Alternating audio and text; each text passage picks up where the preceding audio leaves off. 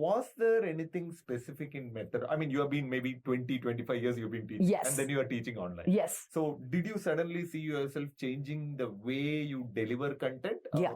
Because you are usually adaptive, right? Yes. So what is adaptation that went into the switch between physical? Of course, you mentioned about distance and the disconnect between the remote learners. But how did you as a faculty fundamentally see the difference, and how did you approach that? Yeah. I think the first one that I became mindful of was structure. I think I'm a very loosely structured person. Yeah. And that's why when you said adaptive, I'm extremely flexible. And so I have a slide deck, but it's not necessary for me to deliver the slide deck. If I find something that's creative that can be done in the classroom, I can switch and do that.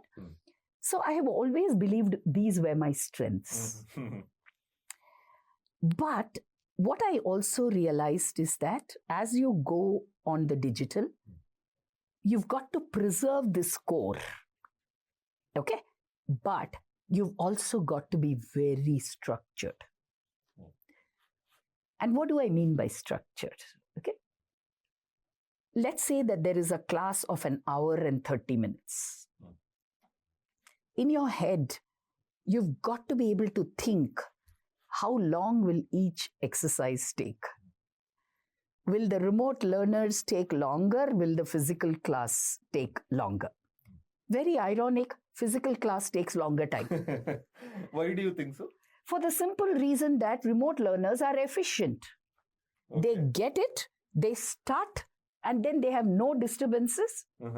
Whereas when you have a physical class, people are moving around tables, somebody wants to go and get their water, and then they have some joke, something is happening. Okay. So you realize that the time that it takes for the remote group to finish is often much lesser than that of the physical group. Oh, that's interesting. So that was one thing that I needed to really change in terms of just become very careful in a structured way.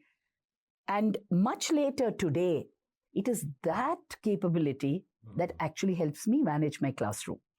So you have taken some bit of online, and we are referring to synchronous online teaching. Right now, synchronous online, but I will come to asynchronous online because the asynchronous online now is driven by this learning. All right. So there was a lot of learnings from the synchronous sessions that you kind of used it to structure the online. Asynchronous. Yes, the asynchronous one. Okay. Yeah. The second piece that was very interesting between remote and physical was I realized that I needed phenomenal discipline to make sure that the participants in the classroom do not talk. And that in the classroom, the first set of students who will always respond to anything will be the distance. Okay. Interesting. Okay? Now, why is that important? Because often we tend to treat them as add-on. After the class has discussed, they'll raise their hands, they'll start talking, right? So it's very easy for a classroom teacher to get drawn into that. But the important thing is, how do you include? So I would basically tell the classroom, which I do even now, but I would become more clear, which is I tell them saying that those of you in the classroom, you will answer last. Okay, interesting. Okay, those of you in remote locations, you will get the first right to ask. Okay. And now when we are doing synchronous, this is a way of life. That everybody gets it. And then occasionally people say, oh, they say all the points before we get. I said, yeah, sad luck, but you're here with the instructor and they are not here physically. Okay. So they will get the first right to say things. That's interesting. So some of these from a synchronous context, right? You just become more mindful. The other one that you will become very mindful about in online teaching today, let's say, because that's also synchronous, right? Is you will keep observing the chat. Okay. Because some of the greatest insights come on the chat. Okay. Yeah. These are often people who are thinking. Yeah. Who are the people who put on the chat? And I'm also very curious about these learners. These learners are often people who have a lot to say but don't want to hog the limelight, or they are people who are really thinking. Okay, and even in the classroom, they may just talk once in a class or whatever. And when those statements they put in on the chat, they are obviously well thought through.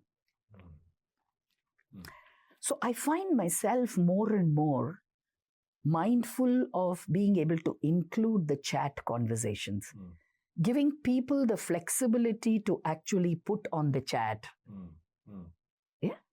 Now, then what happens? Sometimes, let's say the class flow and everything, I'm not able to pick the chat questions. Very deliberately and mindfully during the break, I will look at all of them. And then when the participants come back, I will begin from this. That's really great. Yeah. So I think when you're teaching digital, your awareness and your consciousness of your role as a teacher, which is to be inclusive, which is to encourage participation, and which is to ensure that every single participant experiences, what do I say? Similar learning. Yeah, similar learning, their experience. How do you do that? I think that really is what technology, anything that's mediated through technology, I think just makes you more mindful.